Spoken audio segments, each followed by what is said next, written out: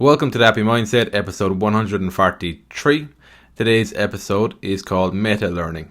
So today I'm going to talk about MetaLearning, my experience with MetaLearning over the years, how it's helped me. It's helped me an awful lot. So MetaLearning is basically the art of thinking about how you think about things. So you're focusing on your questions and your assumptions. That's the primary focus. That's where we begin.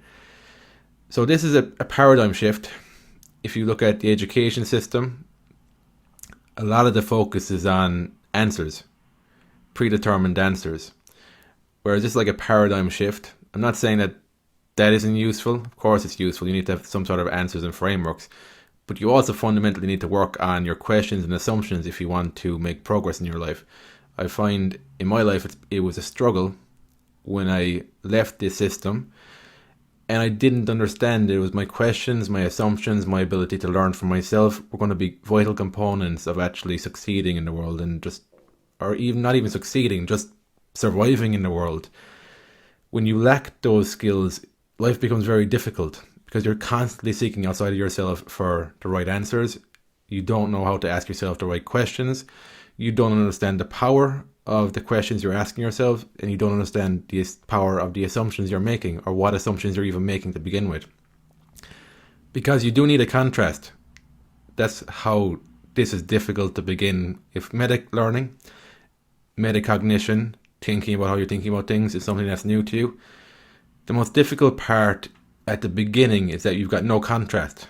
So when you're thinking about your thinking, you might not have any experiences where you've seen a shift in your thinking, or you've consciously seen a shift in your thinking. Chances are you've already changed your thinking about things, but you mightn't have consciously thought about what actually changed, what assumption changed there, what question changed there. Another thing that I would tie MetaLearning into would be creative writing. So I would combine elements of creative writing with MetaLearning. This is just how it's been evolving for me. This is what I found very useful. And I find it very useful because I've realized over time that it's the feeling is the key to the meta-learning. So the reason why it's difficult to think about your thinking at the start is that if you're not coming from a very grounded feeling, if you haven't gone through enough experiences where you've actually felt pain, you felt very strongly negative emotions, and you've somehow transformed them. How I work with that today is through creative writing, and also from going to different modalities. Creative writing isn't the only thing that's going to help me work through stuff, because sometimes there's a lot of pain there that you have to work through, and you can't do it by yourself. So you seek other people that have different expertise in different areas. Creative writing then will be the outlet to help me to intellectually on a words level understand things. But you have to get to the feeling.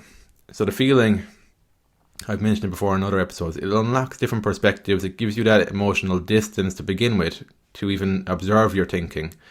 Because if you don't have that emotional distance from how you're currently looking at things, you're not going to get to another level. You need to take a step back, and you need to take a step back emotionally.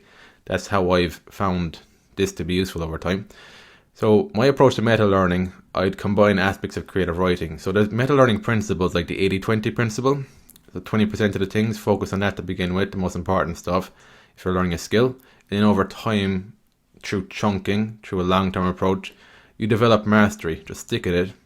Be around people who are good at what you want to do, and you'll develop mastery over time. But the 80-20 principle can help you to deal with the overwhelm. It can help you to be pointed in a direction. You have a feel for where you're going to go. Otherwise, it can be very overwhelming. If you haven't got any strategy, for example, with learning a language like French, if you've got no strategy, if it's just random, that was my experience in the classroom. It felt random. It felt, let's try and cover everything. That's the kind of fundamental approach to learning the language, which, from my experience, not a lot of people I grew up with went on and actually mastered a foreign language. And I don't think it was down to the fact that they just weren't interested in languages or they didn't have the competency. I just think it wasn't taught that well. The approach was too broad. It wasn't focused on just speaking the language, mastering the language. Even what I find with learning that's really important is to have an emotional buy-in to it. So when I started getting good at French, it was because I started speaking to French people. I started making friends. I started learning about French culture. Like, I didn't even go reading about French culture or anything like that. I think it was from living there. I just noticed small things that were. I remember when I was in France the first time, actually in the south of France, and I saw them doing the bisou, le bis, faire le bis. That was the saying, and it's basically the kiss thing. We actually do that now in Ireland. I noticed that maybe a few years back when I went to France in 2007. I didn't notice any Irish people doing that faire le bis, but I've noticed it in recent times. I don't know whether that's me getting older and being around different people, or if it's also down to the fact that Ireland is much more multicultural today than it was back even in 2007. So that's quite interesting. Again, that will tie into belief systems and what we're comfortable with. When you're surrounded by things, that just becomes the norm, that becomes the culture and stuff, for better or for worse. So I noticed that when I went to France, that was very foreign to me, very, very weird to see guys kissing each other on the cheeks. It just like an air kiss as well a lot of the time. But that was a cultural thing to me. So it was those small things over time that I think they planted the seed in me to question things a bit more from curiosity. So with MetaLearning, I also think that it's taking it seriously but having fun with it. So that's a dynamic that I'm growing with. I found it very difficult. I used to always think that you're either serious or you're playful. I had all these kind of binary black and white assumptions about things because I wasn't really feeling this out for myself. I was intellectualizing it. What I would see moving forward with this, the key to making MetaLearning work for you is to take the principle seriously, like the assumptions. Because when I first saw the 80-20 principle when I was about 22, I was like, there's no way that's true. Like, if that was true, why didn't we learn that in school? But I was willing to give it a go. I said, what's the worst that can happen here? I'll just figure stuff out and figure whether it works or not. Even with the 80-20 principle, it's a general principle. It's not like scientific, definite. It's a general kind of thing. You do see it play out though, because the way you see it play out is that you're able to make progress in something that other people are struggling with, or they're not making progress with it. It's not even just down to the intellectual understanding. You also need to work on the emotional intelligence. So why 80-20 principles will work is because you'll find other people, who've already figured out some of this stuff. So you're going to be around these people, either in person or online. So that requires that you're not a dickhead, that you're a coachable person, that you're willing to learn from them. You also need to have discernment in yourself. This is why it's tricky. And you might get burned a few times maybe at the start, I don't know. To discern the people who are pretty legitimate and the people who are just charlatans, who are selling you something that isn't actually useful. So there's a bit of discernment there. And again, I guess that ties into the pain. But if you commit to something, you'll go through enough pain, you'll just keep going. And the pain, I found in my life, the pain helps you with discernment. When you go through enough pain, you gradually pay less and less attention to the charlatans because you see through it more and more. It's quite tricky and quite insidious and difficult. But when you start following your own path, you start tuning in with your own internal world where you want to go with things, it's a lot easier to avoid the charlatans then. Because that's something I wanted to do an episode on, but I don't really know how to talk about it. There's other people who can talk about this more. The charlatans have been something charlatans are somebody, I had to look up this definition there actually, it was last year. A charlatan is somebody who's a snake oil person. They're selling something, they don't know what they're talking about, but they're selling something just to make a profit or whatever they're doing. They're not legit. So I found that difficult in the online world. There are a lot of charlatans, unfortunately. And I guess this ties back to my assumption. So when I was operating from this genuine passion for learning, I assumed that other people in that space were just like that. So that can cover up the charlatans, because you can assume that their passion and stuff is actually linked to the learning, because you're linking it to the learning. But it might just be linked to the money, or it might be linked to something else that's maybe superficial, that's not actually, there's no real depth to it. So you need to connect with people who've got a passion for the learning, the skill set, because they're not distracted by the surface level stuff. They'll go deeper on something. So that's relevant, I guess, to MetaLearning, because those are assumptions and questions that you work through and you start making progress on then. So basically, with the MetaLearning, take it seriously, but have fun with it. When you take it too seriously, I think you get wrapped up in the metacognition of it all. Like in any walk of life, what you'll find, if you're taking a problem seriously, sometimes you can take it too seriously to the extent you're stuck in it. So you need to find that balance between a bit of playfulness around it, a bit of perspective, and taking it seriously, as in you're going to actually figure this out. And I've sometimes found this from just being around other people, different perspectives. I've found that before, actually, that I was one-to-one with somebody before, and I was stuck in the problem, and it was just a simple perspective that I was like, I don't know exactly what I was around again, but I can remember just feeling a wave of embarrassment, a wave of, what the hell have I been thinking last while? I think it was actually around, I think this was back in 2015, 2016. I'm not great in years sometimes. I always kind of mix them up sometimes. But it was around me feeling weird for going to coffee shops and reading on the weekends and writing.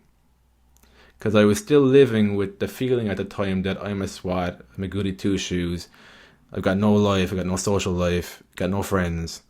Even though I had friends, I had a social life, I was actually becoming healthier in myself. I wasn't engaging as much in automatic ways of behaving and relating to people that was actually quite toxic to me. So I was actually making a lot of progress in my life, but at the time I was still living with that feeling that, geez, I'm such a swat, I'm such a dry balls and that type of stuff. And I don't know what was said in that. It was a coaching session. I don't know what was said, but I can remember thinking, Jesus, I've made a meal out of this, and I'm the one making the meal out of it. But that's powerful when you start to see that it's your mind that's perpetuating this, then that gives you the power back. So that's why meta-learning is so powerful, because when you start getting to seeing that you're the one, it's the way you're thinking about it that's keeping you stuck rather than the situation itself. Because it's difficult to see that, because that situation is wrapped up in a lot of pain. For example, my situation there, that would have been wrapped up in a lot of me not wanting to be perceived that way for a long, long time. So that would have influenced how I was behaving and relating to people, because I just didn't want people to be talking about me like that. So your mind doesn't just go one day, okay, we're not going to do this anymore. You have to work through this stuff. And so things like meta-learning, coaching, it helps you to break free of this stuff. So meta-learning, I think that's why I enjoy it so much, because it's not just the technical skills. It's also your life. It's your whole life you can improve. So I related to just improving my whole life when I just work on this and get better at this. And also because you're working on technical skills. That was the other thing that helped me with the charlatans. Oftentimes charlatans, they don't have deep knowledge and technical skills because that's hard work. You wouldn't be a charlatan if you did actually do the work properly. So with meta-learning or something like this, where you're also working on technical skills, you start to see the charlatans for who they are. And also you're gaining valuable skills in the marketplace. So that was one of the things that I found that I'm so grateful for now, that I've been always focused on education and learning skills like programming languages, computer or foreign languages, even writing, podcasting. They're all skill sets. I'm so grateful that I focused on that, because I've had points on my process where I kind of got wrapped up in the online world, or wrapped up in people selling me a dream, because that's a thing when you're working through stuff, the negative positive mindset. So in my experience, I've gone through periods where I've been more on the negative side and then more on the positive side, and it's been through working through all that I've gotten to more of a balance. And when I was more on the positive side, that's when I was more susceptible to these grand visions, because in my mind I wasn't thinking big enough, and there was an element of truth to that, because I was overly cynical, but there was overly positive and optimistic that wasn't even grounded in reality. That makes you susceptible to those types of things. So that's why I've always been grateful for the technical skills, because you can't bluff technical skills either. Like, you either make progress with it or you don't. Your skill level either goes up or it doesn't. That's why I like it. So that's why I've always been grateful for this, because I think, thankfully it hasn't happened to me, but I think if you didn't have the technical skills, you could get yourself into a corner where you invest a lot of money in things that there's no actual substance to, and you realize after a few years that there's been no substance to this the entire time. So that could be devastating. You can recover from that, but that can be devastating, because I've kind of had those feelings. But what saved me from those feelings has been, okay, I'll just focus back on my programming. I'll focus back on the technical stuff. There's a delusion now that's popped. I've seen that for what it is now. And moving on. So at least I got technical skills. And I guess it's coming back to, if you're focused on personal development and all this stuff has been on really uncovering who you are as a person, that person that was stifled by all the conditioning, the social conditioning that you went through, if that's been your focus all along, you're okay. Because that's never going to be, the rug's never going to be pulled from underneath you there, because that's an internal thing within you.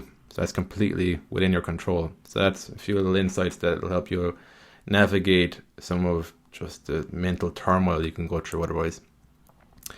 Well, that's MetaLearning. I've got a passion for MetaLearning. I love this stuff. It's helped me to get into programming, and it's helped me with foreign languages. Just learning how to learn. I think it's the future. I think that's what's needed moving forward. That's why I'm speaking about it today, share some insights around it. So thanks again for listening, and I will speak to you on the next episode.